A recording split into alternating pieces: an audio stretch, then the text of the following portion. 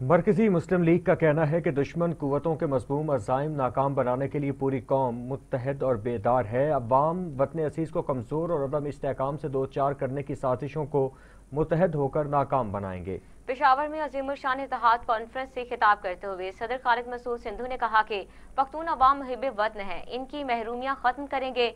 कश्मीरियों की जद्दोजहद आज़ादी के साथ है, मुल्क की मसाइल का हल बाहम मुज़ाकरात से निकाला जाए।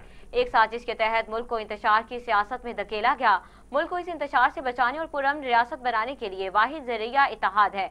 नायब सदर पाकिस्तान मरकजी मुस्लिम लीग फैसल नदीम ने खिताब करते हुए कहा, मुल्क में इस वक्त इत्तेहाद की अशद जरूरत थी, जिसका बेड़ा मरकजी मुस्लिम लीग ने उठाया। हमारी क़यादत हर सूबे और हर शहर में जाकर बताएगी कि पाकिस्तान हमारी रेड लाइन है, पाकिस्तान हमारी और मुस्लिम उम्मा की उम्मीदों का मरकज है।